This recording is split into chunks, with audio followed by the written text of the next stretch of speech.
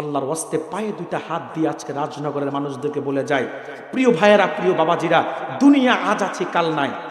এই যে আমার পাশে মানুষগুলা বসা, সামনে মানুষগুলা বসা, গত বছর তো মাহফিল হয়েছে, হয় নাই? অন্য মানুষ কি ছিল না? আরো কথা বলে না, কিন্তু আজকে নাই, আগামী বছরও মাহফিলটা হবে, অনেকেই থাকবে না। দুনিয়াটা এমনই, যে কোনো মুহূর্তে কাউকে চলে যেতে হবে, মৃত্যু কাউকে বলে আসবে না। কিন্তু দেখার বিষয় হচ্ছে আমি আপনি দুনিয়া থেকে যে বিদায় নিচ্ছি, কি নিয়ে যাচ্ছি? কথা বলেন না কেন? দুনিয়ার যশ খ্যাতি সুনাম ব্যবসা চাকরি ধন সম্পদ কিচ্ছু আমার আখেরাতে কাজে আসবে না। বাড়িওয়ালার বাড়ি পড়ে থাকবে, গাড়িওয়ালার গাড়ি পড়ে থাকবে, চাকরিওয়ালার চাকরিতে আরেকজনকে নিয়োগ দেওয়া হবে, ব্যবসায়ীর ব্যবসা প্রতিষ্ঠান তার সন্তানরা নিজেরা পরিচালনা করবে। আপনার মৃত্যুর সাথে সাথে দামি পোশাকগুলো শরীর থেকে খুলে নেবে, দামি কোটি টাকার ঘর থেকে খাট থেকে আপনাকে নামাইয়া কোটি টাকার ঘর থেকে বের করে বাড়ির উঠানে নিবে। ওই বাড়িতেও দাফন দিবে না, গোসল দিয়া ওই সবার কাফন যেটা আপনারও সেটা কাফন পরাইয়া মসজিদের কোনায় যে খাটিয়া আছে ওই খাটিয়াটা করে আপনাকে গোরস্থানে নিয়ে যাওয়া হবে। যাওয়ার সময় কি সব নিতে পারবে না? দুই পকেট ভরে, পকেট তো নাই কাফনের কাপড়ের, দুই হাত ভরে কি সোনার রূপা মুদ্রা দিয়ে দিবে?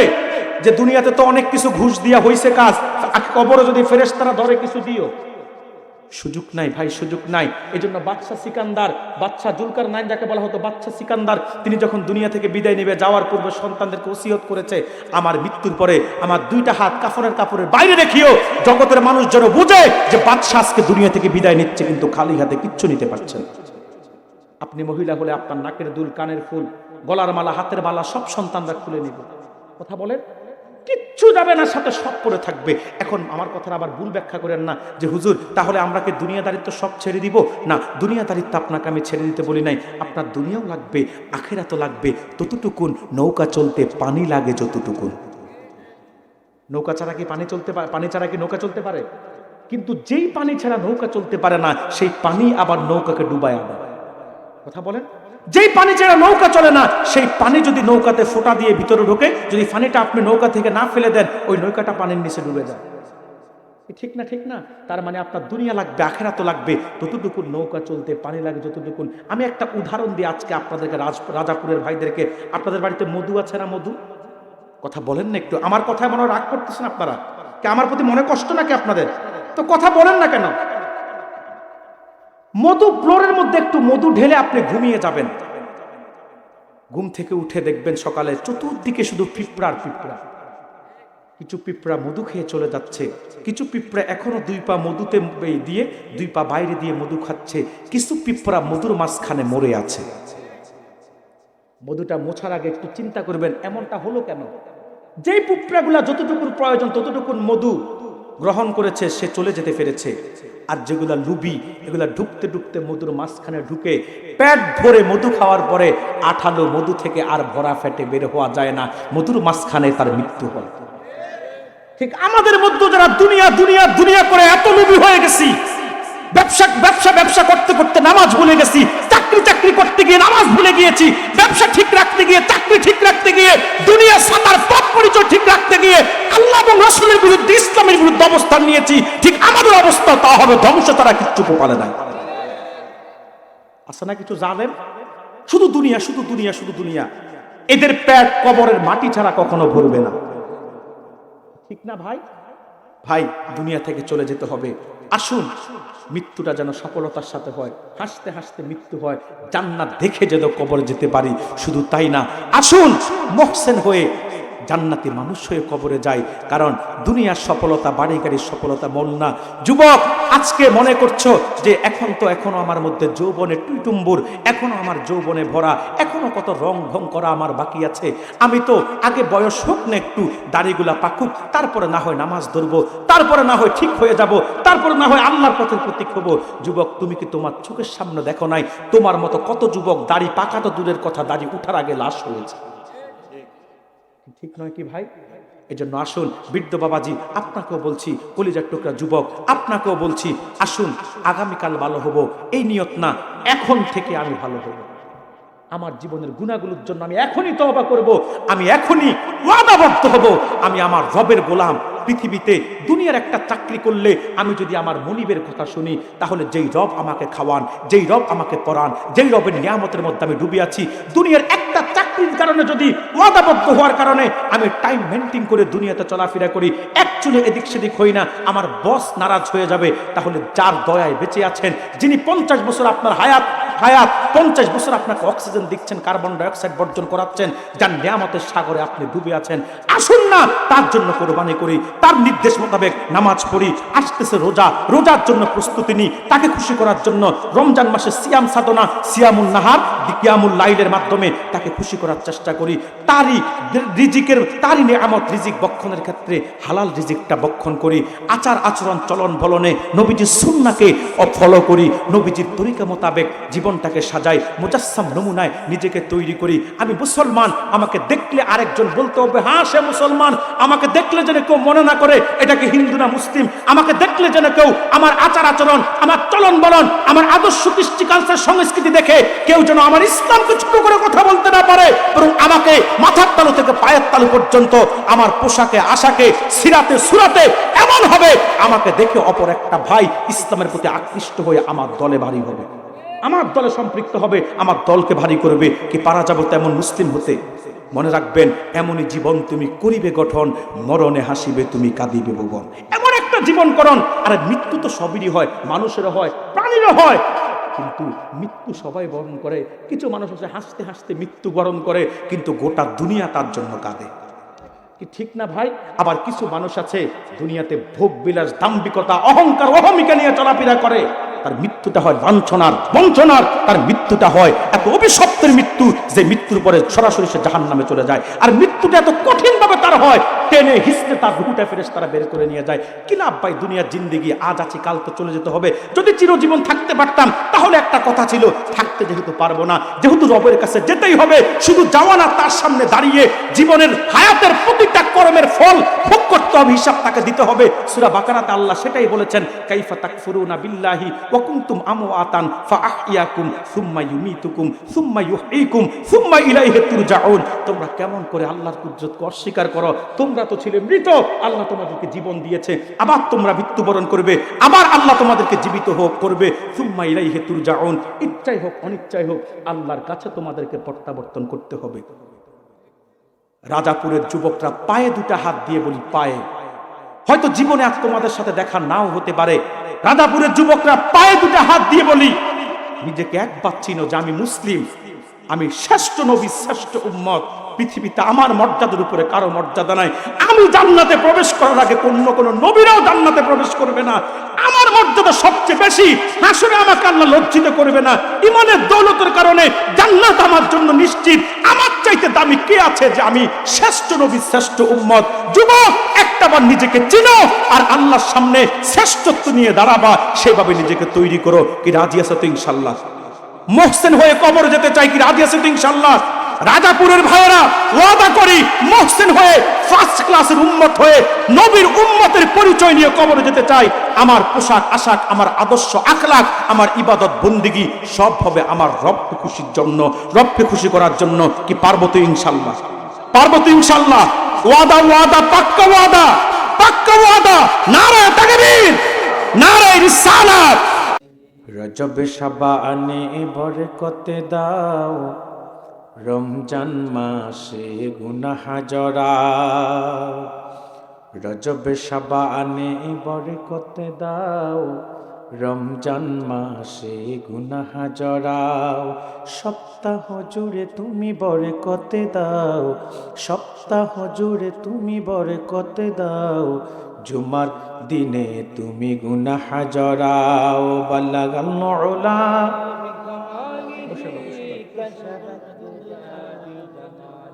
হাসনাত জামিউ খিসালিহি সাল্লু আলাইহি। জবান খুলে 1 মিনিট জিকির করেন, লা ইলাহা, লা ইলাহা, সুবহানাল্লাহ, লা ইলাহা, সুবহানাল্লাহ, লা ইলাহা। হাসবি রব্বি জাল্লাল্লাহু মা ফি কলবি গায়রুম সাল্লাল্লাহু নূর মুহাম্মদ সাল্লাল্লাহু লা ইলাহা সুবহানাল্লাহ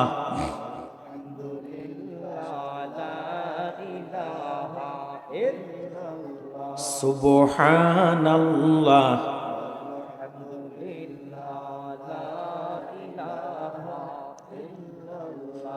আল্লাহ আল্লাহ বলো বন্দে আল্লাহ আল্লাহ বলো আল্লাহ আল্লাহ বলো বন্দে আল্লাহ আল্লাহ বলো জিকিরে আল্লাহ করতে হুয়ে রাহে জন্নত চলো লা ইলাহা সুবহানাল্লাহ লা ইলাহা লা ইলাহা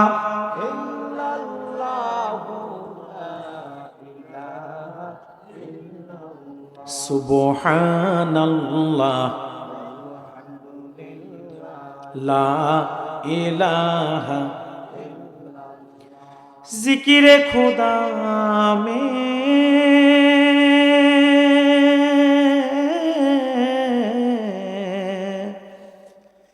क्या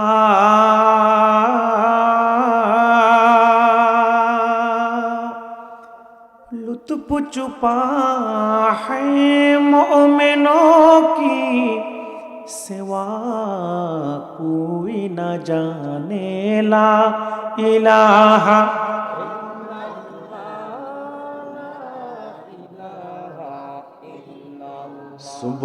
सुबहानल्लाह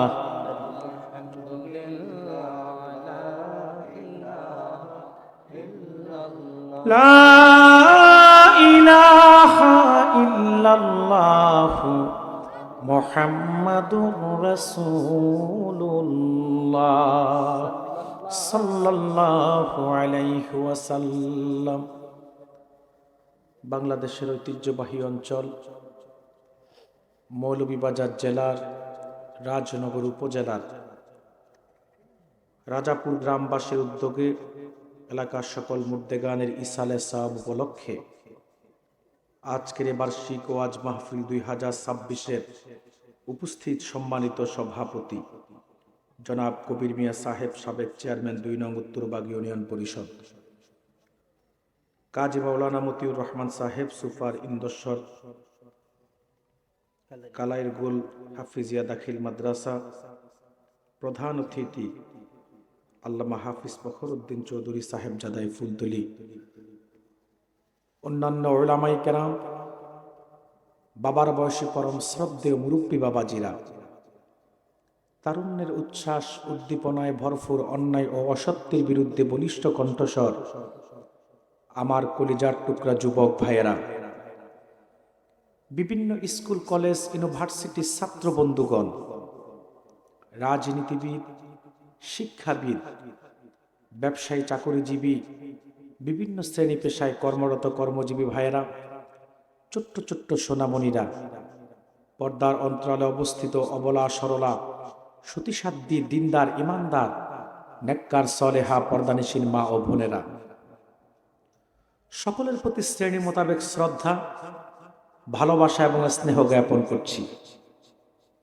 শুরুতে প্রশংসা আদায় করছি মহান মুনিবের দরবারে, যে মহান মুনিব আজকের এই মোতাবাররাক বেহেশতি মজলিসে প্রচন্ড শীতের রাতে মাটির বিছানায় নিচ থেকে ঠান্ডা উঠছে, উপর থেকে বৃষ্টির মতো কুয়াশা ঝরছে,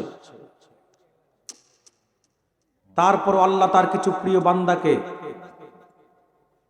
গোটা এলাকার অসংখ্য হতবাগাদের মধ্য থেকে কিছু খুশকিসমতওয়ালা মানুষকে আজকের এই বেহেশতের বাগানে দয়া করে আসার অবসাদ তৌফিক ভিক্ষা দান করেছেন।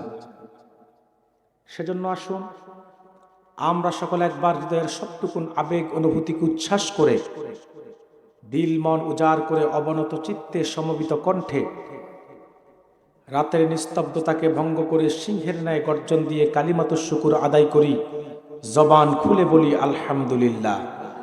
বেশুমার, তার চাইতে অনেক অনেক অনেক বেশি দরুদ এবং সালাম প্রেরণ করছি আল্লাহর আখিরি নবী, নবীকুলের সম্রাট, মানবতার মহান শিক্ষক মুহাম্মদ আল আরাবী নূর নবী হযরত মুহাম্মদ সাল্লাল্লাহু আলাইহি ওয়াসাল্লামের উপর আল্লাহ তাআলা যাকে আজ থেকে ১০০০ বছর আগে পবিত্র রবিউল আউয়াল মাসে পবিত্র মক্কা নগরীতে পিতা আব্দুল্লাহ এবং মা আমেনার কোল ঘেঁষে গোটা জগৎবাসীর জন্য রহমত হিসেবে প্রেরণ করেছেন, বিনা দরখাস্ত আমাদেরকে রাহমাতুল লিল আলামিনের উম্মত হিসেবে কবুল ও মঞ্জুর করেছেন, শুকরিয়া তান আমরা আরেকটি বার বলছি আলহামদুলিল্লাহ। প্রিয় সুধী, আপনারা কেমন আছেন? আজকের মাহফিলে আসতে পেরে বসতে পেরে আপনারা কি খুশি না বেজার? কম না বেশি? শুধু বেশি না অনেক বেশি? আপনারা খুশি, আল্লাহ তাআলাও খুশি আছেন,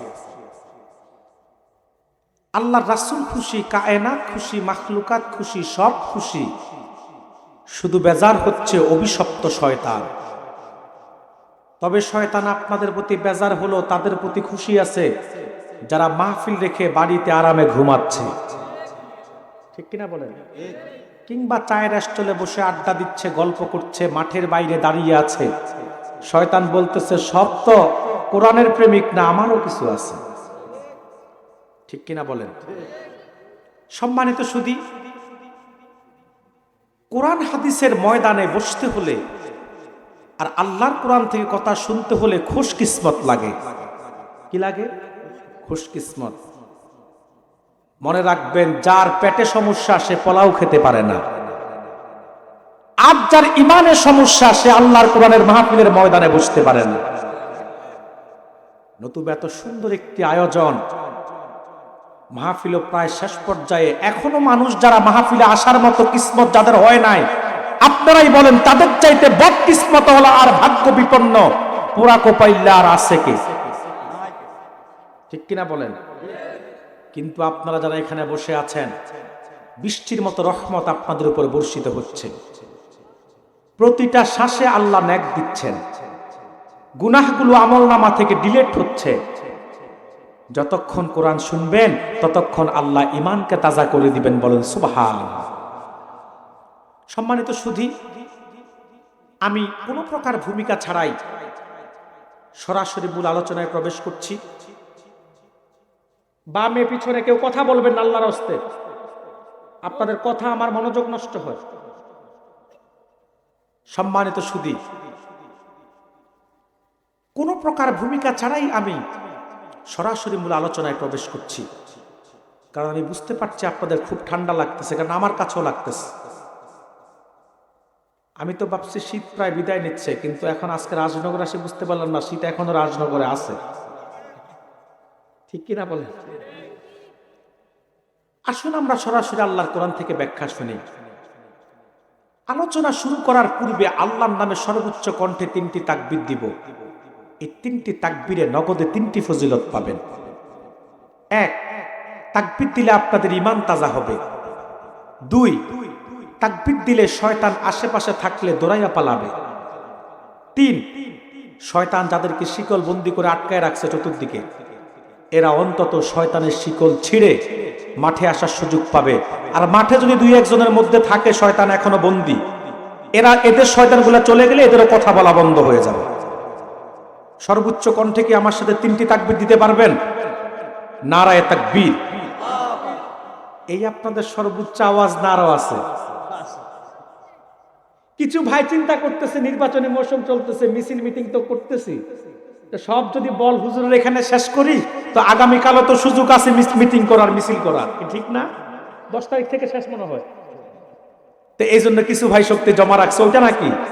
তো সর্বোচ্চ কণ্ঠে দেন নারায়ে তাকবীর। শেষ তাকবীরটা এত জোরে দেন যারা আসে নাই তারা যেন বুঝতে পারে যে মাঠে আমরা যাই নাই, কিন্তু কোরআনের প্রেমিক কিছুর হলো আছে। নারায়ে তাকবীর, নারায়ে রিসালাত। আহলে সুন্নাত ওয়াল জামাত। আল্লাহ আমাদের তাকবীরকে তুমি কবুল করো, বলি আল্লাহুম্মা আমিন। আজকে আমি তেলাওয়াত করেছি কোরআনুল কারীমের সূরাতুল লুকমান থেকে প্রথম 3টি আয়াত। কোন সূরা থেকে? সূরাতুল লুকমান। কোরআনুল কারীমে 114টি সূরার মধ্যে 8টি সূরা আছে মানুষের নামে। কতটি? 8টি।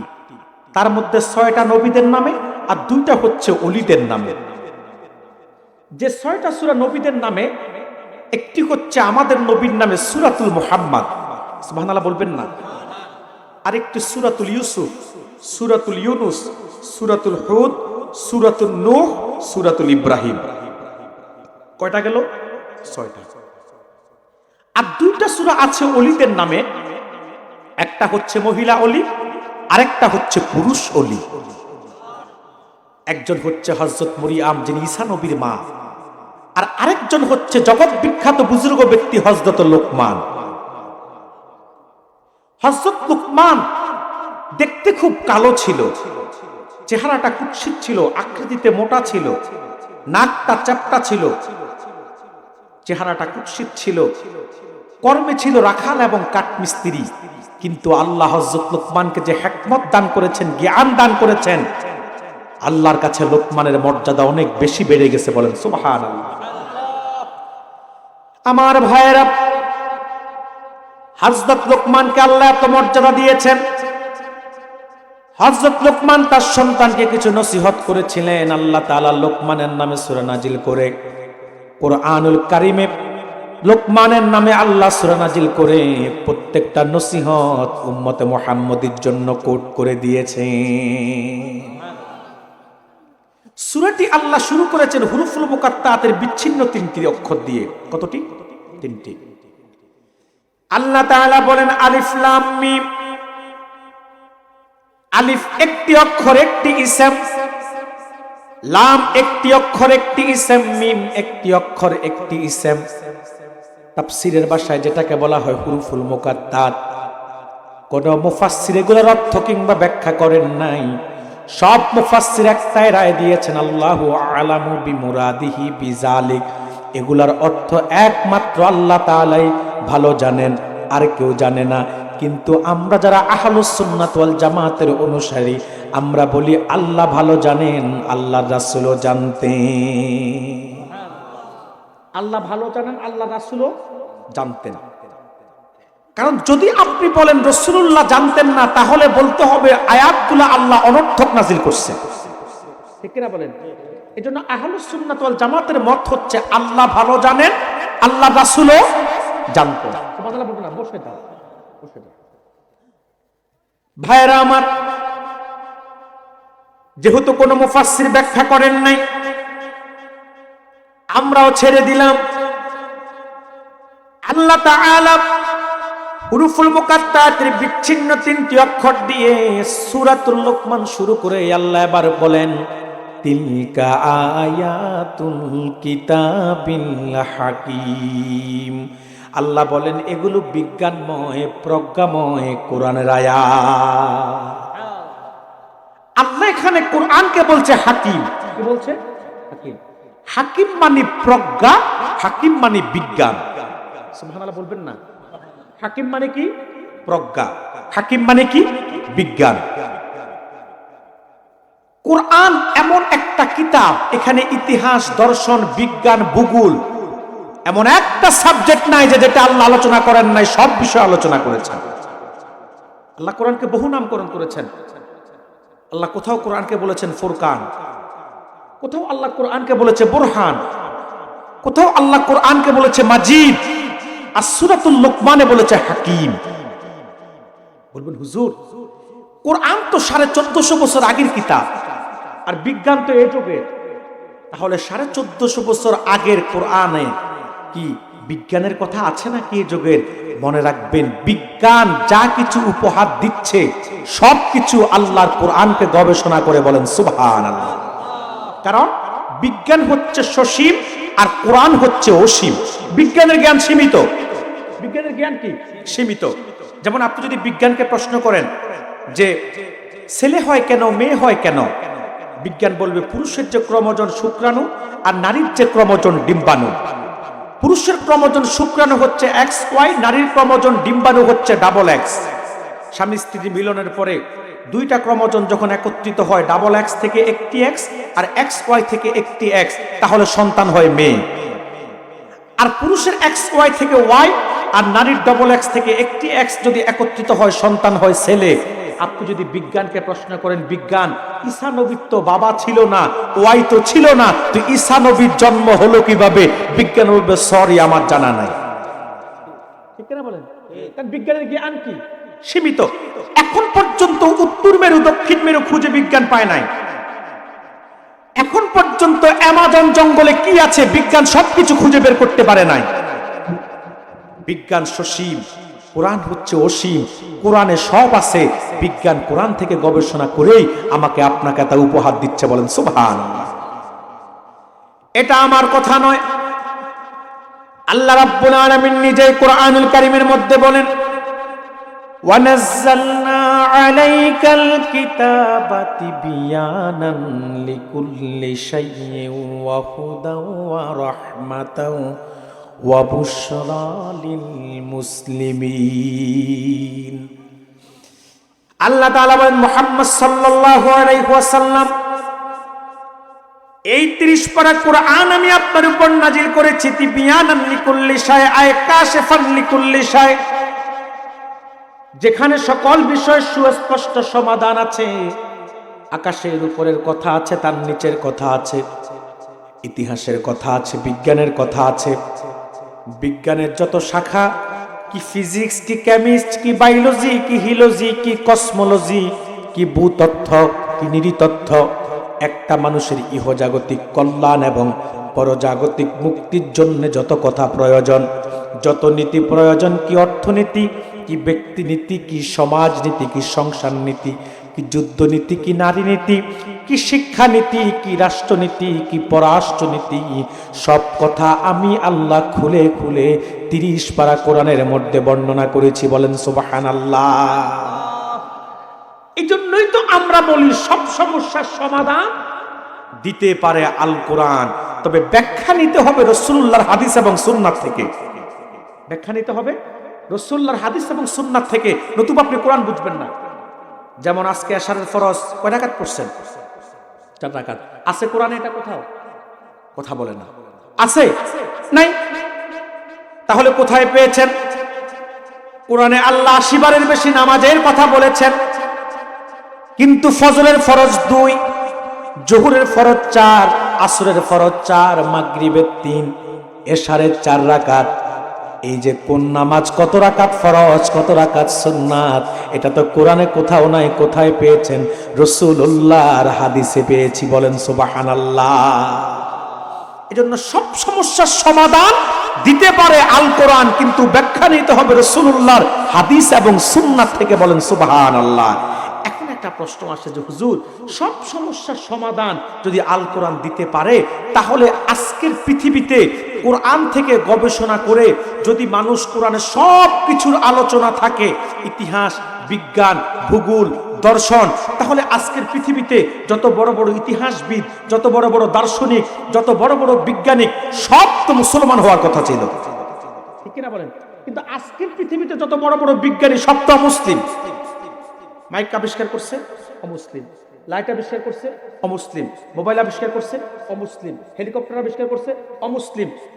পৃথিবীতে আধুনিকতার যুগে, এই যুগে যা কিছু বিজ্ঞান আজকে সহজ করছে, উপহার দিচ্ছে, সব তো অমুসলিম বিজ্ঞানী। কথা বলো না, ঠিক না? হওয়ার তো কথা ছিল মুসলমানদের মধ্য থেকে বড় বড় বিজ্ঞানী, কিন্তু মুসলমানদের মধ্যে বড় বড় বিজ্ঞানী নাই কেন? কারণ মুসলমান এখন কোরআন গবেষণা করে না। মুসলমান দুনিয়া নিয়ে ব্যস্ত, যাদের টাকা আছে তারা ব্যস্ত বিয়ে নিয়ে, যাদের কাছে যাদের কাছে টাকা আছে তারা ব্যস্ত বিয়ে নিয়ে, যারা রাজনীতি করে তারা ব্যস্ত ক্ষমতা নিয়ে। কথা বলে না। আর এক শ্রেণীর আলেম ব্যস্ত সমাজের মধ্যে ফতোয়াবাজি করে ফিতনা চড়ানো নিয়ে। ঠিক কিনা বলেন? যাদের কাছে টাকা আছে তারা ব্যস্ত কি নিয়ে? বিয়ে নিয়ে। আরব বিশ্বের দিকে তাকায়া দেখেন, প্রত্যেকটার ঘরে 4টা করে বউ আছে। তারা মনে করে যত বড় বিয়ে করো দুজাহানের কামিয়াবি হাসিল করো। ঠিক কিনা বলেন? তো যাদের কাছে টাকা আছে তারা ব্যস্ত বিয়ে নিয়ে, আর যারা রাজনীতি করে তারা ব্যস্ত ক্ষমতা নিয়ে। দেখেন না আমার দেশে পর্যন্ত রাজনীতির জন্য, ক্ষমতার জন্য রাজনীতি যারা করে কত পাগল হয়েছে, ঠিক কিনা বলেন? কাকে ডিঙ্গাইয়া কে চেয়ারে বসবে সবাই পাগল হয়ে গেছে, ঠিক কিনা বলেন? এই দেশের মানুষ রাজনীতির জন্য সকল রকমের নোংরামি পর্যন্ত করতে পারে। হত্যা, হামলা, মামলা, জেল, জুলুম, নির্যাতন, গুম, খুন, কথা বলে না। শুধু তাই না, শুধুমাত্র ক্ষমতার মস্তদের জন্য বাংলাদেশের মোল্লা মুন্সিগুলা পর্যন্ত এত পাগল হয়েছে। মোল্লা মুন্সিগুলো এখন মসজিদ থেকে বের হয়ে মন্দির পাহারা দেওয়া শুরু করেছে, মূর্তি পূজার সামনে গিয়ে মূর্তি পূজা করছে, মোল্লা মুন্সিগুলো রোজা পূজাকে পর্যন্ত এক করে দিচ্ছে, ঠিক কিনা বলেন? আপনাদের সুনামগঞ্জে দিরাই সাল্লাতে তো একজন বলছে হিন্দু মুসলিম নাকি মুদ্রার এপিটোপি, নাউজুবিল্লাহ বলবেন না? আবার আমি দেখলাম সে কীর্তন গাইতেছে, নাউজুবিল্লাহ বলবেন না?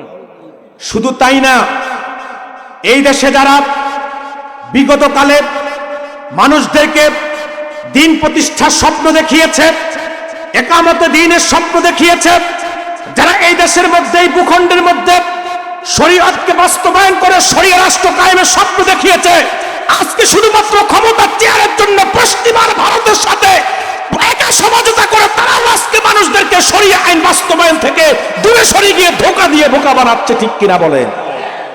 কারণ দরকার চেয়ার, ঠিক কিনা বলেন?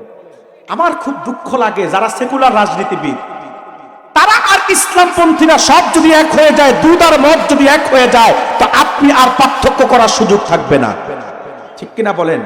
তো কি দরকার জনগণকে ইসলামের সাইনবোর্ড ব্যবহার করে ধোঁকা দেওয়া, ঠিক কিনা বলেন? সেকুলারদের মতো রাজনীতি করলেই তো চলে, জনগণ যাকে মন চায় তাকে ভোট দিবে। আমি রাজনীতি করি না, কথা বলে না। আমি ইসলামী রাজনীতি বিশ্বাস করি, তবে বাংলাদেশে যেটা আছে এটা না, যেটা খেলাফত আলা মিনহাজুন নবুওয়াত, নবুওয়াতের আদলে খেলাফত, সেটা বিশ্বাস করি। পশ্চিমাদের গণতন্ত্রের রাজনীতি বিশ্বাস আমি করি না। এই জন্য এই যে আপনাদের 12 তারিখ নির্বাচন, এটা নিয়ে আমার মাথা ব্যথা না। আরেকটা আছে না নতুন ম্যাজিক, হ্যাঁ ভোট না না ভোট, কথা বলে না, এটা হচ্ছে আরেক ম্যাজিক। আপনি কোন পক্ষে যাবেন? আসেন তো বড় বিপদে। সংস্কার চাইলে হায় ভোট দিতে হবে, আবার আপনাকে যদি সংস্কার না চান নায়ে ভোট দিতে হবে। এখন আপনি কোনটা দিবেন? আমাকে অনেকে জিজ্ঞাসা করে, আমি বলি ভাই কোনটা বলে কোন বিপদে পড়ি। তবে ইনসাফের কথা হচ্ছে, আপনি যে সনদ বাস্তবায়ন হচ্ছে জুলাই সনদ, সব বিষয়ের সাথে আপনি একমত হতে পারবেন না, আবার সব বিষয়ের সাথে আপনি দ্বিমত হতে পারবেন না। এই জন্য কিছু আছে হায়ের পক্ষে যায়, কিছু আছে নায়ের পক্ষে যায়। আমি মনে করি মুসলমান নীতি নৈতিকতা আর ইমান বাঁচাতে হলে হা না কোনোটাতে ভোট দেওয়ার দরকার নাই, কথা বলে না। কারণ আপনি যদি নায়ের পক্ষে ভোট দেন তো কিছু সংস্কার থেকে বঞ্চিত হবেন, আর আপনি যদি হায়ের পক্ষে ভোট দেন তো পশ্চিমাদের কিছু এজেন্ডা বাস্তবায়ন হবে, কথা বলেন না কেন? তো যদি আপনি হায়ের পক্ষে দেন তাতেও বিপদ, নায়ের পক্ষে দিলে তাতেও বিপদ। এই জন্য মুসলমান ইমান আর নীতি বাঁচাতে হলে হা না দুইটাকে অ্যাবাউট করে আগের মতোই আসি, যাব যে কোনো একটাতে দিয়ে চলে আসবেন, কথা বলে না। আপনার প্রতীক যেটা সেখানে একটা দিয়ে চলে আসবেন, হা না কোনোটাতে দরকার নাই, কথা বলে না। এখন আর কেউ বেজারও হইতো না যে হুজুর হায়ের পক্ষেও যায় নাই, নায়ের পক্ষেও যায় নাই। আমি অনেক চিন্তা করে দেখছি এটাই দরকার। কারণ হাতে দিলেও বিপদ, আর নাতে দিলে আপনি সংস্কারের বিপক্ষে আপনাকে, কারণ মূলা ঝুলাইছে তো একটা সংস্কার, 18 মাসে মূলা একটাই ঝুলাইছে সংস্কারের মূলা, 27 সংস্কার কিচ্ছু হয় নাই, কথা বলে না। মনে রাখবেন এই জাতিকে ধোঁকা দেওয়া খুব সহজ, তবে বাঙালিও দিন দিন চালাক হচ্ছে, আগামীতে আর কেউ ধোঁকা দিতে পারবে না, ঠিক কিনা বলেন? জাতি তার ন্যায্য অধিকার আদায় করে নিবে, রাজি আছেন ইনশাল্লাহ?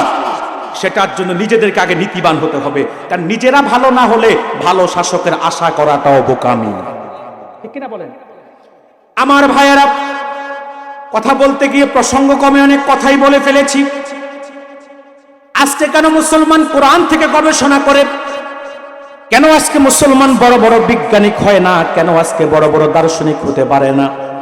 কারণ মুসলমান তো এখন কোরআন গবেষণা করে না, মুসলমান ব্যস্ত দুনিয়া নিয়ে। যাদের কাছে টাকা আছে তারা ব্যস্ত বিয়ে নিয়ে, যারা রাজনীতি করে তারা ব্যস্ত ক্ষমতা নিয়ে, আর কিছু হুজুররা সমাজে ফতুয়াবাজি করে ফিতনা চড়ানো নিয়ে। এজন্য আমি বলে থাকি রাজনগরবাসী, বিগত এক যুগ আগে বাংলাদেশে এত ফিতনা ছিল না, কিন্তু মসজিদের মিম্বর থেকে ঘরের বিছানা পর্যন্ত সব জায়গায় এখন শুধু ফিতনা আর ফিতনা। আপনি মসজিদে যাবেন নামাজ পড়তেন, সেখানে কত মত, হাত বুকে বাঁধবেন না নাবিতে, এটা নিয়ে মত, ঠিক কিনা বলেন? এরপরে আপনি আমিন আসতে বলবেন না জোরে বলবেন, এটা নিয়েও মত আছে না? এরপরে আপনি ইমামের পিছনে সূরা ফাতিহা পড়বেন কি পড়বেন না, এটা নিয়েও আপনার মতানৈক্য। নামাজের পরে দোয়া করবেন কি করবেন না মোনাজাত, এটা নিয়েও ফতোয়া আছে না নাই? জানাজার নামাজে কাতার ভেঙে একটু দোয়া করবেন, এটা নিয়ে ফতোয়াবাজি। শবে বরাত গেছে, এটা নিয়ে কয়দিন ফতোয়াবাজি চলছে। এখন নতুন করে শুরু হয়েছে তারাবি কি 20 রাকাত না 8 রাকাত, এই নিয়ে ফতোয়াবাজি। কারা করছে? এরা কোনো ডাক্তার না, মাস্টার না, ইঞ্জিনিয়ার না, উকিল না, ম্যাজিস্ট্রেট না, তারা এক শ্রেণীর নামাজদারি আলেম নামে জালেম। তাদের পরিচয় হচ্ছে আহলে হাদিস, আহলে হাদিস, আহলে হাদিস। আপনারা কি আমার সাথে একমত?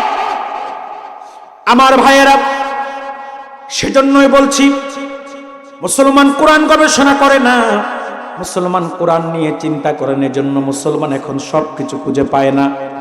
অথচ রাজনগরবাসী যদি আমরা কোরআন নিয়ে গবেষণা করতে পারতাম, একদিকে আমরা কোরআন পড়ে যেমন হতাম বড় বড় আল্লাহর ওলি, অপরদিকে কোরআন গবেষণা করে আমরা হতাম বড় বড় দার্শনিক এবং বিজ্ঞানিক। বলেন সুবহানাল্লাহ।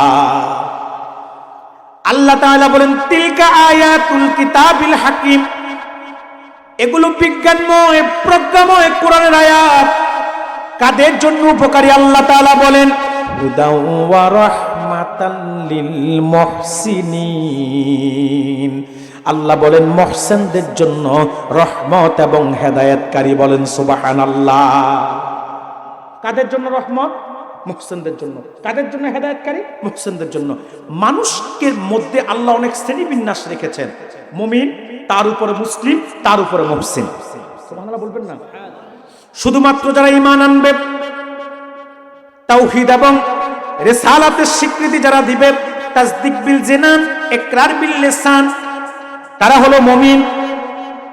আর পাশাপাশি যাদের মধ্যে আমল বিল আরকান থাকবে, তার মানে কালিমার দাবি যারা মিটাবে, তারা হলো মুসলিম। সুবহানাল্লাহ বলবেন না? আর ইসলামের হুকুম আহকাম মানার ক্ষেত্রে যার মধ্যে ইহসান থাকবে, তার পরিচয় হলো মুহসিন। সে সাধারণ থাকে না, সে অসাধারণ হয়ে যায়। সে আব্দুল্লাহ থাকে না, সে ওলিউল্লাহ হয়ে যায়। আল্লাহ তাকে বিনা আযাবে কম হিসাবে জান্নাতের মেহমান বানায়া দেয়। মুহসিন আল্লাহর কত প্রিয়, অবাক হয়ে যাবেন। ফিদ দুনিয়া ওয়াল আখিরা, দুনিয়াতে এবং আখিরাতে মুহসিনকে আল্লাহ অনেক বেশি নিয়ামত দেন। আমরা তো স্বপ্ন দেখি অনেক কিছু হওয়ার, কেউ ডাক্তার হওয়া, কেউ মাস্টার, কেউ ব্যারিস্টার, কেউ রাজনীতিবিদ, মন্ত্রী, এমপি, কথা বলে না। কিন্তু মুহসিন হওয়ার স্বপ্ন আমরা দেখি না। অথচ মুহসিনের যে ফজিলত যদি আমরা জানতাম, তা আমরা সবাই মুহসিন হওয়ার স্বপ্ন দেখতাম। মুহসিনের কত ফজিলত জানেন? হাদিস সাক্ষী রাসূলুল্লাহ বলেছেন, যে ব্যক্তি মুহসিন হবে, আল্লাহর রহমতের ফেরেশতারা তার নিরাপত্তা দিবে। পৃথিবীতে মানুষ যখন ভিআইপি হয়, রাষ্ট্র তার নিরাপত্তা দেয়। কথা বলছেন না কেন? পৃথিবীতে একটা মানুষ যখন ভিআইপি হয়, তখন রাষ্ট্র তাকে নিরাপত্তা দেয়। যখন সে ভিআইপি থেকে ভিভিআইপি হয়, তখন তার নিরাপত্তা আরও বাড়িয়ে দেয়। তখন শুধু তার প্রটোকলে পুলিশ থাকে না, র্যাব থাকে, সেনাবাহিনী থাকে, আর্মি থাকে। কথা বলেন না কেন? শুধু তাই না, গোয়েন্দা সংস্থার নজরদারিতে সে থাকে।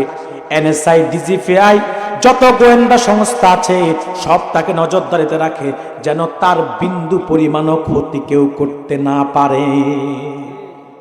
ঠিক না? ঠিক যে ব্যক্তি মুহসিন হয়ে যায়, আল্লাহ তার জন্য নিরাপত্তার ব্যবস্থা করেন। তবে দুনিয়ার কোনো প্রটোকল না, আল্লাহর ফেরেশতা দিয়ে প্রটোকল দেওয়ার। হাদিসের মধ্যে এসেছে, ডানে বামে সামনে পিছনে রহমতের ফেরেশতা তার নিরাপত্তার দায়িত্ব নেন। এমন এক বেষ্টনী, যে বেষ্টনীকে ডিঙ্গিয়ে তার এক চুল ক্ষতি করবে, সেই ক্ষমতা পৃথিবীর কারণে। দুনিয়াতে ভিআইপি যারা হয়, তাদের নিরাপত্তা যত শক্তই হোক না কেন, এই নিরাপত্তাকে ডিঙ্গে কিন্তু তাদেরকে একসময় শেষ করে দেয়।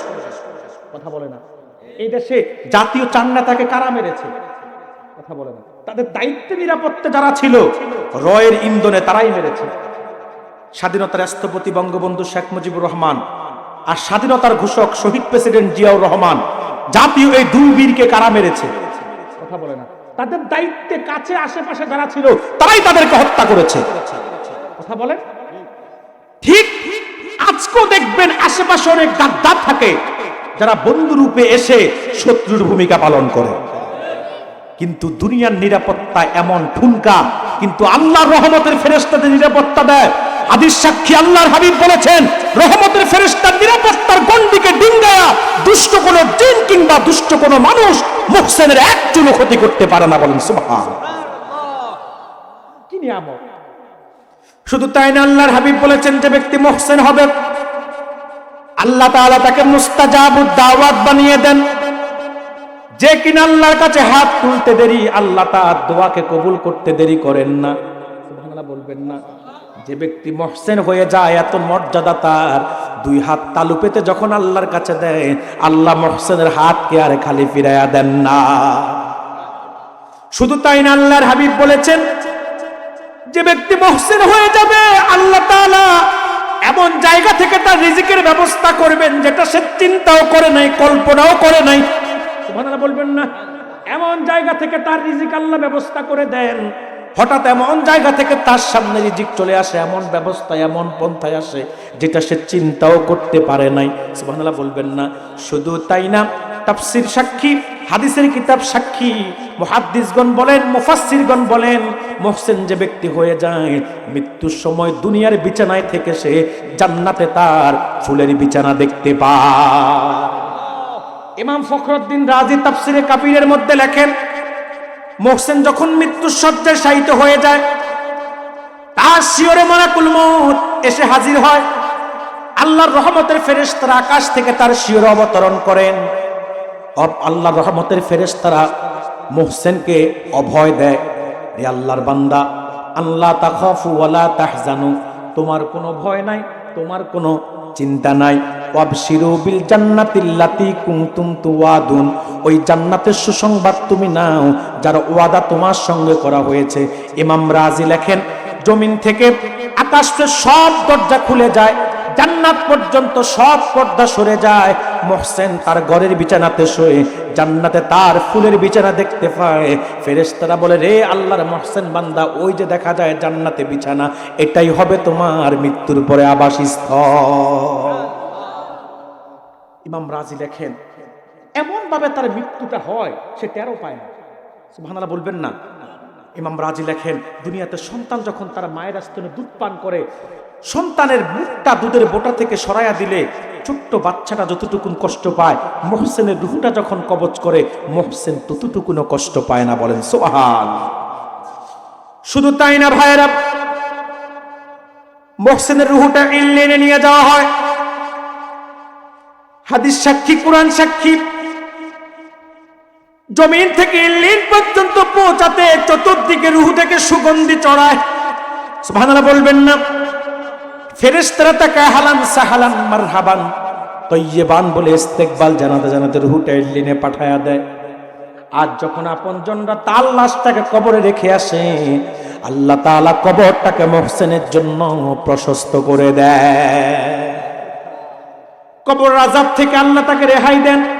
কতটুকু? আবু দাউদের বর্ণনা, আম্মা জান আয়েশা সিদ্দিকা রাদিয়াল্লাহু তাআলা আনহা বলেন, আল্লাহর হাবিব বলেছে, রে আয়েশা শোনো, মানুষকে যখন তার আত্মীয় স্বজন কবরে রেখে 40 কদম পার হয়, কবরের মাটি তাকে দুদিক থেকে চাপ দেয়। ডান দিক থেকে যখন কবরের মাটি চাপ দেয়, ডান দিকের হাড়গুলা মটমট করে ভেঙে বাম দিকে চলে যায়।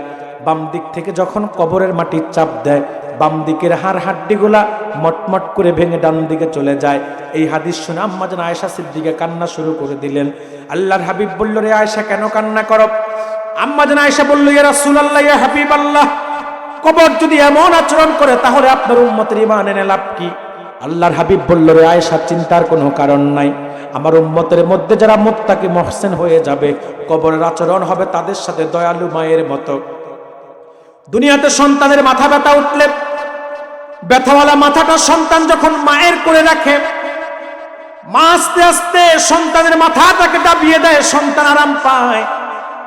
এমন আরাম অনুভব করে সন্তান, আরামে তার ঘুম চলে আসে।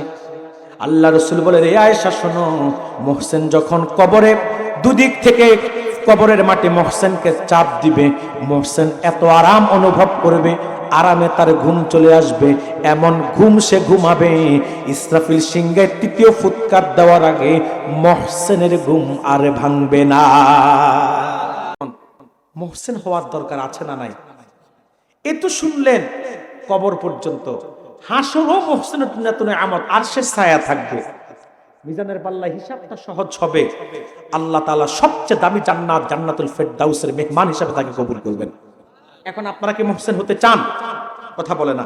মহসেন হতে চান সবাই? কথা বলে না।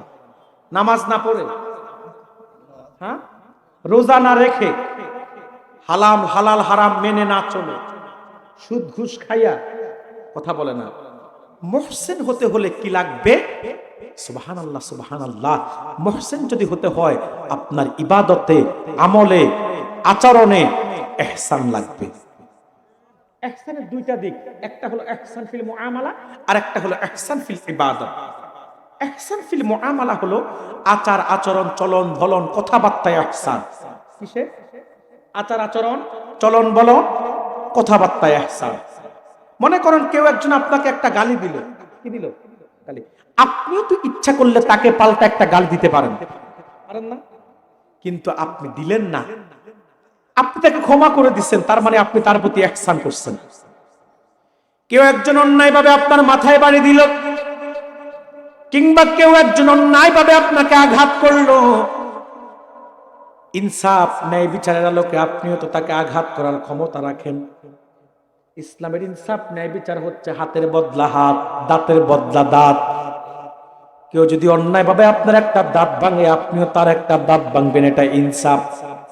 কেউ যদি অন্যায়ভাবে আপনার একটা হাত ভেঙে দেয়, আপনিও তার একটা হাত ভেঙে দিবেন, এটা ইনসাফ। কিন্তু আপনি ক্ষমতা থাকা সত্ত্বেও তার হাত ভাঙলেন না, দাঁত ভাঙলেন না, আপনি তাকে ক্ষমা করে দিলেন, তার মানে আপনি তার প্রতি ইহসান করলেন। এটা হলো ইহসান ফিল মুআমালা। আর আরেক প্রকার ইহসান হচ্ছে ইহসান ফিল ইবাদত। আচার আচরণ, চলন বলন, কথাবার্তায় ইহসান। কথা বলে না। আচার আচরণ, চলন বলন, কথাবার্তায় ইহসান, এটা হলো একটা। আর আরেক প্রকার ইহসান হলো ইবাদতে ইহসান। সেটা কিরকম হবে? বুখারীতে এসেছে, মুসলিমে এসেছে, মিশকাতুল মাসাবির কিতাবুল ঈমানে এসেছে। ইহসানের অধ্যায় আমার দেশে নবম শ্রেণীতে আকাইদ ফিকাহ বই তো ছিল বিগত সময়ে, বিগত সরকারের আমলে। কিন্তু 5 আগস্টের পরে ডক্টর ইউনূস সাহেব ক্ষমতায় বসার পরে শিক্ষা কমিশনে এমন কিছু নাস্তিকপন্থী আহলে হাদিস দাবিদার নেক্সরুতে ভ্যাগদারি নাস্তিক মৌলবীকে শিক্ষা কমিশনে ঢুকাইছে। এরা দেখে দেখে তরিকত তাসাউফ এবং আহলুস সুন্নাতের সাথে রিলেটিভ অধ্যায়গুলোকে বাদ দিচ্ছে। নাউজুবিল্লাহ বলবেন না। আপনারা কতটুকু খবর রাখেন আমি জানি না। আহলুস সুন্নাত ওয়াল জামাতের সাথে সম্পর্কিত অধ্যায়গুলো বাদ দেওয়া হচ্ছে। আপনারা জানেন রাসূলুল্লাহ সাল্লাল্লাহু আলাইহি সাল্লামের রওজা মুবারক জিয়ারতের ফজিলতের অধ্যায় ছিল, সেটা বাদ দেওয়া হয়েছে। জেনেছেন আপনারা? শুধু তাই না, তাজকিয়া এবং তাসাউফের একটা অধ্যায় ছিল 8ম শ্রেণীর আকাইদ ফিকাহ বইতে, সে তাজকিয়া এবং তাসাউফের অধ্যায়টা বাদ দেওয়া হয়েছে। 9ম শ্রেণীর বইতে ইহসানের অধ্যায় ছিল। ইহসান মানে মারিফত। সুবহানাল্লাহ বলবেন না। ইহসানের সাথে তরিকত তাসাউফের সম্পর্ক, সে অধ্যায়টাকে বাদ দেওয়া হয়েছে। দুঃখ করে বলতে হয়, আগে যারা ছিল আপনার কুদরতে খোদা আর কবির চৌধুরীর মতো নাস্তিকপন্থী, আর এখন যারা আছে হেদায়েতুল্লাহর মতো, দুটার মধ্যে তফাৎ। আগের গুলা ছিল বদসুরুতের নাস্তিক, আর এখন যেগুলা ঢুকছে লামাযহাবী আহলে হাদিস মৌলবী, এটা নেকসুরুতের নাস্তিক। বর্তমান শিক্ষা কমিশনের যে আছে হেদায়েতুল্লাহ, সে যে কত বড় নাস্তিক, লামাযহাবী কট্টরপন্থী, সেটা আমি জানি, কারণ আমি তার ক্লাসে বসেছি ভিক্টোরিয়া কলেজে। আমি তো মাদ্রাসা থেকে কামিল করার পাশাপাশি স্কুল কলেজে আপনার অনার্স মাস্টার্স করেছি। অবাক হয়ে যাবেন, আমরা যারা মাদ্রাসাপন্থী, শস্যিনা বা এই পরিচয় যখন আমাদের পাইতো, ফুরফুরা, শস্যিনা বা আমি যে প্রতিষ্ঠানে পড়েছি, ওই পরিচয়গুলা যখন পেত, তখন সে এত বেশি তরিকত তাসাউফ ফি মুরিদিকে নিয়ে কটাক্ষ করে কথা বলতো, আমরা ধৈর্য ধরে শোনা ছাড়া আমাদের আর উপায় থাকতো না। সেই হেদায়েতুল্লাহ এখন আরো কিছু নাস্তিক আহলে হাদিস দাবিদার শিক্ষা কমিশনে বসেছে, যারা তরিকত তাসাউফগুলোকে বাদ দিচ্ছে। তো লাভ কি হলো এই অভ্যুত্থানের, লাভ কি হলো এই সংস্কারের, যদি আমাদের শিক্ষানীতিতে যদি নাস্তিকতা বাদ ঢুকিয়ে দেওয়া হয়, আহলে সুন্নাত ওয়াল জামাতের সাথে দুশমনি করা হয়। আপনাদের রাজনগরের মানুষ যারা আছেন, সিলেটের মানুষ যারা আছেন, আপনাদের ভূমিকা অতীতও ছিল, ভবিষ্যতেও লাগবে। এই দেশে বিগতকালে দা থিওরি অফ এভলিউশন, দারউইনের বিবর্তনবাদকে ফুলতলির ছোট সাহেব হুসামউদ্দিন চৌধুরী ফুলতলির নেতৃত্বে বইকে বাজেয়াপ্ত করে পরিবর্তন করা হয়েছিল। আগামী দিনে যদি লামাযহাবীদের কবল থেকে শিক্ষা কমিশনকে বাঁচিয়ে আহলে হাদিসদের ষড়যন্ত্র থেকে আগামী প্রজন্মকে রক্ষা করতে হয়, তাহলে আবার হয়তো ফুলতলি মাসলাক সহ হক্কানি আল্লাহর নবীর অনুসারীদেরকে ময়দানে নামতে হবে। ঠিক কিনা বলেন? বাতিলপন্থীদের সাথে কোনো কম্প্রোমাইজ করা চলবে না। ঠিক কিনা বলেন? তো যে কথা বলছিলাম, ইহসানের অধ্যায়গুলো বাদ দেওয়া হচ্ছে। ইহসান কি? সহিহ বুখারীতে এসেছে, মুসলিমে এসেছে, মিশকাতুল মাসাবির কিতাবুল ঈমানে এসেছে। হাদিসটির দাবি হচ্ছে ওমর ইবনুল খাত্তাব, আর হাদিসটির নাম হচ্ছে হাদিসে জিব্রাইল। জিব্রাইল আল্লাহর হাবিবকে প্রশ্ন করেছিল ইহসান সম্পর্কে, হুজুর মাল ইহসান, ইহসান কি জিনিস? আল্লাহর হাবিব বলল, জিব্রিল আনতা আবুদাল্লাহা কাআন্নাকা তারাহু ফাইন লাম তাকুন তারা ফাইন্নাহু ইয়ারাক। জিব্রিল এমন ভাবে তুমি ইবাদত করবে যেন তুমি আল্লাহকে দেখতেছ। যদি তুমি আল্লাহকে নাও দেখো, মনে মনে চিন্তা করবে আল্লাহ আমাকে দেখতেছে। এটা হচ্ছে ইহসান। এই ইহসানের সাথে আমরা ইবাদত কয়জনে করি? কথা বলে না। হাদিস সাক্ষী, আল্লাহর হাবিবের প্রত্যেকটা সাহাবী ইহসানের সাথে ইবাদত করত। সাহাবাই কেরাম যখন দাঁড়িয়ে যেত পাহাড়ের উপত্যকার মধ্যে নামাজ পড়তে, পাখিরা গাছের ঢাল মনে করে সাহাবাই কেরামের মাথায় এবং ঘাড়ে বসে যেত। সুবহানাল্লাহ বলবেন না? শুধু তাই না ভাইয়েরা, সুনান তিরমিজিতে হাদিস এসেছে, হযরত আলী রাদিয়াল্লাহু তাআলা আনহুর পা মোবারক দিয়ে তীর ঢুকেছিল। আচ্ছা বলুন তো ভাইয়েরা, তীর ঢুকতে যেমন কষ্ট, তীর বের করতেও কষ্ট আছে না নাই? হাদিস সাক্ষী, হযরত আলী নামাজে দাঁড়িয়েছেন, নামাজরত অবস্থায় আলীর পা মোবারক থেকে তীর খুলে নিল। নামাজে থাকার কারণে আলী একটুও টের পায় নাই। শুধু কি তাই? উসুদুল গাবা ফি মারিফাতিস সাহাবা হাদিসের কিতাব, এটা মাদ্রাসাতে কামেলে এবং দাওরা হাদিসে দাওরাতে পড়ানো হয়। উসুদুল গাবা ফি মারিফাতিস সাহাবা হাদিসের কিতাবের মধ্যে একটা হাদিস এসেছে, রাসূলুল্লাহর একজন সাহাবী ছিল আব্বাদ ইবনে বিশির রাদিয়াল্লাহু তাআলা আনহু। হযরত আব্বাদ পাহাড়ের উপত্যকার মধ্যে তাহাজ্জুদের নামাজ পড়ছিল। লম্বা হাদিস, আমি শুধু মূল অংশটা বলছি। দুশমন কাফের যুবক প্রতিশোধ নেওয়ার জন্য রাসূলুল্লাহ সাহাবী কোরআন তেলাওয়াতকে লক্ষ্য করে, সাহাবী জোরে জোরে কোরআন তেলাওয়াত করতেছে তাহাজ্জুদে, কোরআন তেলাওয়াতকে লক্ষ্য করে তীর ছুঁড়ে মারল। অব্যর্থভাবে তীরটা হযরত আব্বাদের সিনায় প্রবেশ করলো, কিন্তু হযরত আব্বাদ নামাজে থাকার কারণে একটুও নড়লেন না, চললেন না, আহ বা উহ শব্দটুকুন করলেন না। দুশমন ভাবলো তীরটা মনে হয় ভিতরে ঢোকে নাই, যেহেতু তেলাওয়াত বন্ধ হয় নাই। আবার দুশমন তীর মারল, অব্যর্থভাবে দ্বিতীয় তীরটাও হযরত আব্বাদের সিনায় প্রবেশ করলো, কিন্তু হযরত আব্বাদ তেলাওয়াত বন্ধ করলেন না, আহ বা উহ শব্দটুকুন তিনি করলেন না, নামাজও ছাড়লেন না। দুশমন ভাবলো মনে হয় দ্বিতীয় তীরটাও সিনায় ঢোকে নাই, আবার তীর মারল। অব্যর্থভাবে তৃতীয় তীরটাও হযরত আব্বাদের সিনায় প্রবেশ করলো। একটা নয়, দুইটা নয়, তিনটা তীর হযরত আব্বাদের সিনাকে জাজরা করে দিল। কিন্তু নামাজে থাকার কারণে হযরত আব্বাদ একটুও তেলাওয়াত বন্ধ করেন নাই, নামাজও ছাড়েন নাই। হাদিস সাক্ষী, তিনি তেলাওয়াত শেষ করলেন, রুকুতে গেলেন, সেজদায় গেলেন, সেজদা থেকে মাথা তুললেন।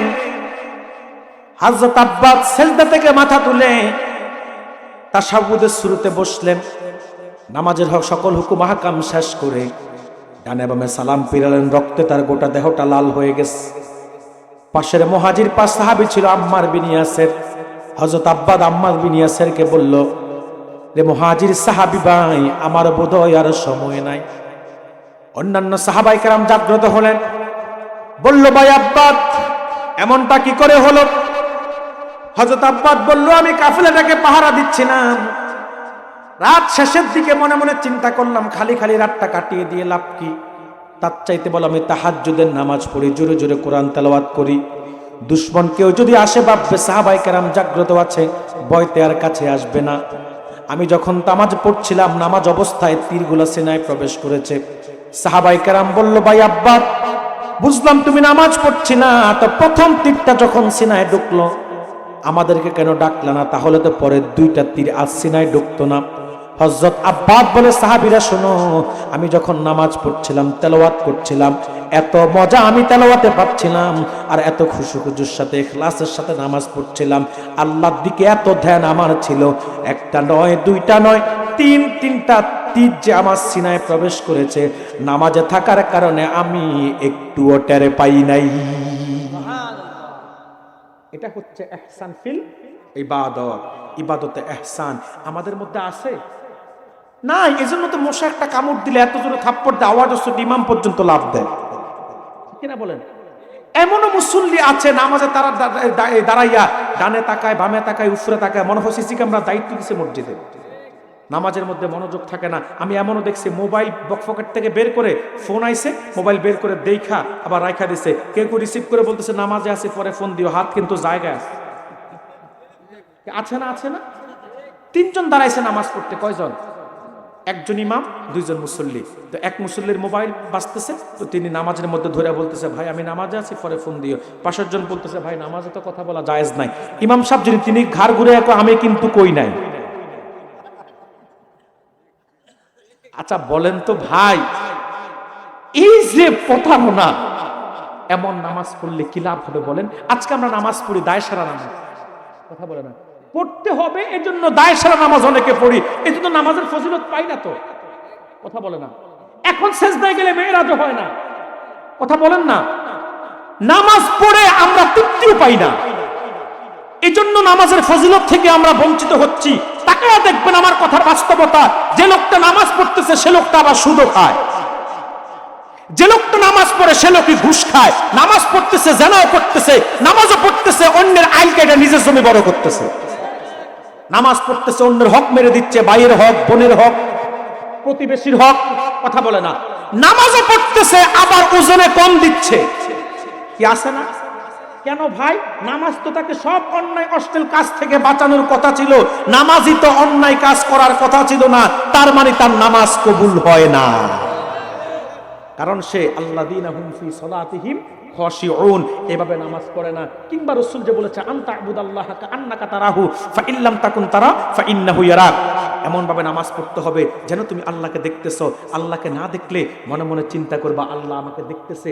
এই যে এই ধ্যানে নামাজ পড়া, এটার সাথে আমাদের এখন সম্পর্ক নাই, আমরা কোন রকম দায় সারা পড়তেছি, এই জন্য ফজিলত পাই না। আহারে খুব কষ্ট লাগে, দুঃখ নিয়ে বলতে হয়, মুসলমান তাদের কি আদর্শ, কি তাদের কর্ম, এটা মুসলমান ভুলেই গেছে, ঠিক না? আমরা যে মুসলমান, পৃথিবীর শ্রেষ্ঠ জাতি, আল্লাহ আমাদেরকে দয়া করে তার হাবিবের উম্মত বানিয়েছেন, গোটা পৃথিবীতে সকল সৃষ্টির মধ্যে শ্রেষ্ঠ সৃষ্টি বানিয়েছেন। আমাদেরকে তো আল্লাহ কিছু এজেন্ডা দিয়েছে, কিছু কর্মসূচি দিয়েছে, কিছু কাজ আমাদের জন্য নির্ধারণ করেছে, কিন্তু আমরা মুসলমান এটা ভুলে গেছি। ওই যে মুসলমান কোরবানির সময় গোশত খেতে হবে, কথা বলে না, আমরা ওই মুসলমান হয়ে আছি, কথা বলেন না কেন? ওই মুসলমান আমরা আছি এখন, নামকা বস্তে মুসলমান, কামে মুসলমান নাই। এজন্য সারা দুনিয়াতে আমাদের চাইতে অধিকার বঞ্চিত পৃথিবীর কেউ নাই। আজকে মুসলমান তাদের সকাল থেকে সন্ধ্যা, সন্ধ্যা থেকে সকাল পর্যন্ত আল্লাহ প্রদত্ত যে রীতি আমরা কয়জনে মানি, কথা বলেন?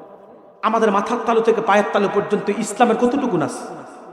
আমাদের চলাফেরা, আদর্শ, আখলাক, আমাদের পরিবার পরিচালনা ইসলামের কতটুকু আছে? কেন আজকে মুসলমান আমাদের এত অধপতন? কেন আমরা নিজেদেরকে নিজেরা চিনতে ভুলে গিয়েছি? কেন আমরা বুঝতে ভুলে গিয়েছি যে পৃথিবীর শ্রেষ্ঠ জাতি আমরা, আমাদের মর্যাদা সবার ঊর্ধ্বে, কিন্তু আজকে আমরা এখন সিংহের জাতি হয়ে বিড়ালের মতো বসবাস করতেছি। কারণ কি? কারণ নিজেকে নিজে চিনতে পারি নাই। আমি মুসলমান, আমার মর্যাদা কতটুকুন এটা আমি বুঝতে পারি নাই, আমাকে আমি মূল্যায়ন করতে পারি নাই। কারণ আমার মাথাতে নবীর আদর্শ নাই, আমার পোশাকে নবীর আদর্শ নাই, আমার চলাফেরাতে নবীর আদর্শ নাই, আমার কথাবার্তাতে নবীর আদর্শ নাই, আমার আখলাকে নবীর আদর্শ নাই, আমার পরিবার পরিচালনা নবীর আদর্শ নাই। এজন্য কবি ইকবাল তিরস্কার করে বলেছিল, চালচলনে খ্রিস্টান তুমি, হিন্দু তুমি, সভ্যতায় তোমার মতো মুসলিম দেখে ইহুদিও লজ্জা পায়।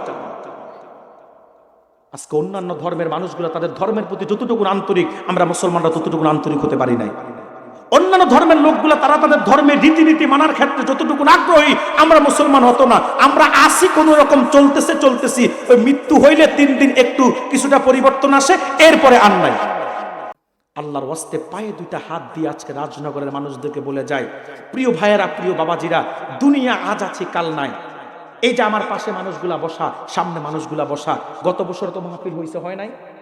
অন্য মানুষ কি ছিল না? আরো কথা বলে না, কিন্তু আজকে নাই, আগামী বছরও মাহফিলটা হবে, অনেকেই থাকবে না। দুনিয়াটা এমনই, যেই কোনো মুহূর্তে কাউকে চলে যেতে হবে, মৃত্যু কাউকে বলে আসবে না। কিন্তু দেখার বিষয় হচ্ছে, আমি আপনি দুনিয়া থেকে যে বিদায় নিচ্ছি, কি নিয়ে যাচ্ছি? কথা বলেন না কেন?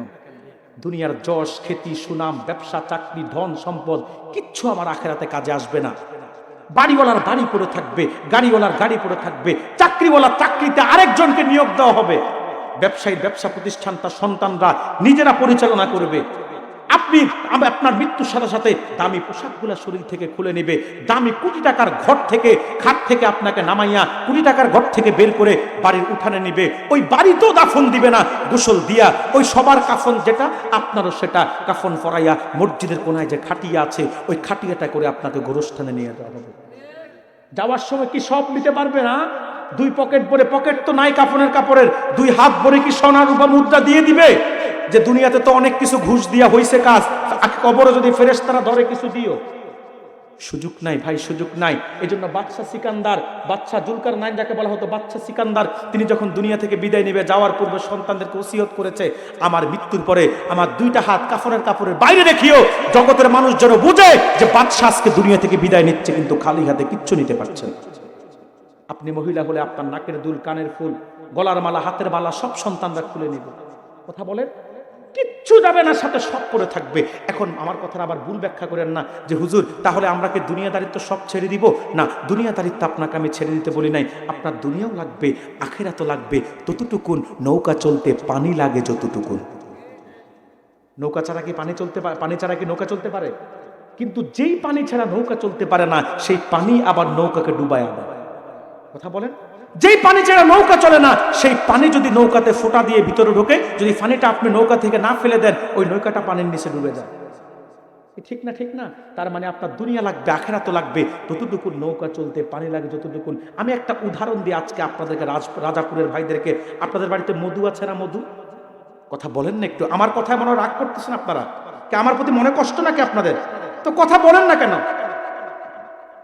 মধু, ফ্লোরের মধ্যে একটু মধু ঢেলে আপনি ঘুমিয়ে যাবেন, ঘুম থেকে উঠে দেখবেন সকালে চতুর্দিকে শুধু পিঁপড়ার পিঁপড়া।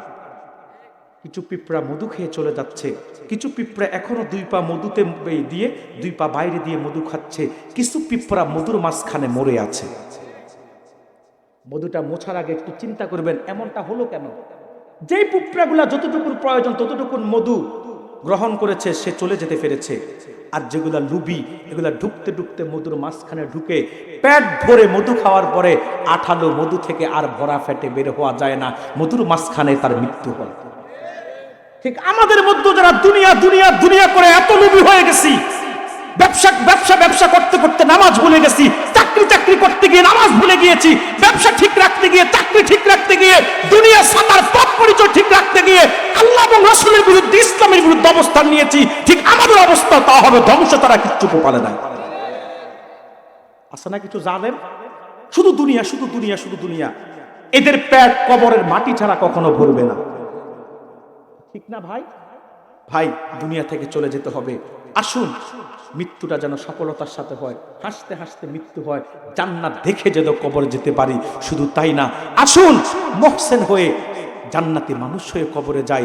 কারণ দুনিয়ার সফলতা, বাড়ি গাড়ির সফলতা মূল না। যুবক, আজকে মনে করছো যে এখনো আমার মধ্যে যৌবনে টুইটুম্বুর, এখনো আমার যৌবনে ভরা, এখনো কত রং ঢং করা আমার বাকি আছে। আমি তো আগে বয়স হোক না, একটু দাড়িগুলা পাকুক, তারপরে না হয় নামাজ ধরবো, তারপরে না হয় ঠিক হয়ে যাব, তারপরে না হয় আল্লাহর পথের প্রতীক হবো। যুবক, তুমি কি তোমার চোখের সামনে দেখো নাই তোমার মতো কত যুবক দাড়ি পাকা তো দূরের কথা, দাড়ি উঠার আগে লাশ হয়েছে? ঠিক নয় কি ভাই? এজন্য আসুন বৃদ্ধ বাবাজি, আপনাকেও বলছি, কলিজার টুকরা যুবক আপনাকেও বলছি, আসুন আগামীকাল ভালো হব এই নিয়ত না, এখন থেকে আমি ভালো হব। আমার জীবনের গুনাহগুলোর জন্য আমি এখনই তওবা করব, আমি এখনই ওয়াদাবদ্ধ হব, আমি আমার রবের গোলাম। পৃথিবীতে দুনিয়ার একটা চাকরি করলে আমি যদি আমার মনিবের কথা শুনি, তাহলে যেই রব আমাকে খাওয়ান, যেই রব আমাকে পড়ান, যেই রবের নিয়ামতের মধ্যে আমি ডুবে আছি, দুনিয়ার একটা চাকরির কারণে যদি ওয়াদাবদ্ধ হওয়ার কারণে আমি টাইম মেনটেন করে দুনিয়াতে চলাফেরা করি, এক চুলে এদিক সেদিক হই না, আমার বস নারাজ হয়ে যাবে। তাহলে যার দয়ায় বেঁচে আছেন, যিনি 50 বছর আপনার হায়াত 50 বছর আপনাকে অক্সিজেন দিচ্ছেন, কার্বন ডাইঅক্সাইড বর্জন করাচ্ছেন, যার নিয়ামতের সাগরে আপনি ডুবে আছেন, আসুন না তার জন্য কোরবানি করি, তার নির্দেশ মোতাবেক নামাজ পড়ি। আসতেছে রোজা, রোজার জন্য প্রস্তুতি নিই, তাকে খুশি করার জন্য রমজান মাসে সিয়াম সাধনা, সিয়ামুল নাহার, কিয়ামুল লাইলের মাধ্যমে তাকে খুশি করার চেষ্টা করি। তারই রিজিকের, তারই নিয়ামত রিজিক বক্ষণের ক্ষেত্রে হালাল রিজিকটা বক্ষণ করি। আচার আচরণ চলন বলনে নবীজির সুন্নাহকে ফলো করি, নবীজির তরিকা মোতাবেক জীবনটাকে সাজাই, মুজাসসাম নমুনায় নিজেকে তৈরি করি। আমি মুসলমান, আমাকে দেখলে আরেকজন বলতে হবে হ্যাঁ সে মুসলমান। আমাকে দেখলে যেন কেউ মনে না করে এটাকে হিন্দু না মুসলিম। আমাকে দেখলে যেন কেউ আমার আচার আচরণ, আমার চলন বলন, আমার আদর্শ কৃষ্টি কালচার সংস্কৃতি দেখে কেউ যেন আমার ইসলামকে ছোট করে কথা বলতে না পারে, বরং আমাকে মাথার তালু থেকে পায়ের তালু পর্যন্ত আমার পোশাকে আশাকে সিরাতে সুরাতে এমন হবে, আমাকে দেখে অপর একটা ভাই ইসলামের প্রতি আকৃষ্ট হয়ে আমার দলে ভারী হবে, আমার দলে সম্পৃক্ত হবে, আমার দলকে ভারী করবে। কি পারা যাব তেমন মুসলিম হতে? মনে রাখবেন, এমনই জীবন তুমি করিবে গঠন, মরণে হাসিবে তুমি কাঁদিবে ভুবন। এমন একটা জীবন করণ। আরে মৃত্যু তো সবেরই হয়, মানুষেরও হয়, প্রাণীরও হয়, কিন্তু মৃত্যু সবাই বরণ করে। কিছু মানুষ আছে হাসতে হাসতে মৃত্যু বরণ করে, কিন্তু গোটা দুনিয়া তার জন্য কাঁদে। কি ঠিক না ভাই? আবার কিছু মানুষ আছে দুনিয়াতে ভোগ বিলাস, দাম্ভিকতা, অহংকার, অহমিকা নিয়ে চলাফেরা করে, তার মৃত্যুটা হয় লাঞ্ছনার, বঞ্চনার। তার মৃত্যুটা হয় এত অভিশপ্তের মৃত্যু যে মৃত্যুর পরে সরাসরি সে জাহান্নামে চলে যায়। আর মৃত্যুটা এত কঠিন ভাবে তার হয়, টেনে হিসলে তার রুহুটা ফেরেশতারা বের করে নিয়ে যায়। কি লাভ ভাই দুনিয়ার জিন্দেগি? আজ আছি কাল তো চলে যেতে হবে। যদি চিরজীবন থাকতে পারতাম তাহলে একটা কথা ছিল, থাকতে যেহেতু পারবো না, যেহেতু রবের কাছে যেতেই হবে, শুধু যাওয়া না, তার সামনে দাঁড়িয়ে জীবনের হায়াতের প্রতিটা কর্মের ফল ভোগ করতে হবে, হিসাব তাকে দিতে হবে। সূরা বাকারাতে আল্লাহ সেটাই বলেছেন, কাইফা তাকফুরুনা বিল্লাহি ওয়া কুনতুম আমওয়াতান ফাআহইয়াকুম সুম্মা ইউমীতুকুম সুম্মা ইউহয়ীকুম সুম্মা ইলাইহি তুরজাউন। তোমরা কেমন করে আল্লাহর কুদরতকে অস্বীকার করো? তোমরা তো ছিলে মৃত, আল্লাহ তোমাদেরকে জীবন দিয়েছে, আবার তোমরা মৃত্যুবরণ করবে, আবার আল্লাহ তোমাদেরকে জীবিত হোক করবে। সুম্মা ইলাইহি তুরজাউন। ইচ্ছাই হোক অনিচ্ছাই হোক আল্লাহর কাছে তোমাদেরকে প্রত্যাবর্তন করতে হবে। রাজাপুরের যুবকরা পায়ে দুটা হাত দিয়ে বলি, পায়ে। হয়তো জীবনে আজ তোমাদের সাথে দেখা নাও হতে পারে। রাজাপুরের যুবকরা পায়ে দুটা হাত দিয়ে বলি, নিজেকে একবার চিনো যে আমি মুসলিম, আমি শ্রেষ্ঠ নবী, শ্রেষ্ঠ উম্মত। পৃথিবীতে আমার মর্যাদার উপরে কারো মর্যাদা নাই। আমি জান্নাতে প্রবেশ করার আগে কোনো নবীরাও জান্নাতে প্রবেশ করবে না। আমার মর্যাদা সবচেয়ে বেশি। হাসরে আমাকে আল্লাহ লজ্জিত করবে না। ঈমানের দৌলতের কারণে জান্নাত আমার জন্য নিশ্চিত। আমার চাইতে দামি কে আছে যে আমি শ্রেষ্ঠ নবী, শ্রেষ্ঠ উম্মত? যুবক, একটাবার নিজেকে চিনো আর আল্লাহর সামনে শ্রেষ্ঠত্ব নিয়ে দাঁড়াবা, সেভাবে নিজেকে তৈরি করো। কি রাজি আছো তো ইনশাআল্লাহ? মুহসিন হয়ে কবরে যেতে চাই, কি রাজি আছো তো ইনশাআল্লাহ? রাজাপুরের ভাইয়েরা ওয়াদা করি, মুহসিন হয়ে ফার্স্ট ক্লাসের উম্মত হয়ে নবীর উম্মতের পরিচয় নিয়ে কবরে যেতে চাই। আমার পোশাক আশাক, আমার আদর্শ আখলাক, আমার ইবাদত বন্দিগি সব হবে আমার রবকে খুশির জন্য, রবকে খুশি করার জন্য। কি পারবো তো ইনশাআল্লাহ? পারবো তো ইনশাআল্লাহ? ওয়াদা, ওয়াদা, পাক্কা ওয়াদা, পাক্কা ওয়াদা। নারায়ে তাকবীর, নারায়ে রিসালাত। আল্লাহ কবুল করুক, আল্লাহ মঞ্জুর করুক।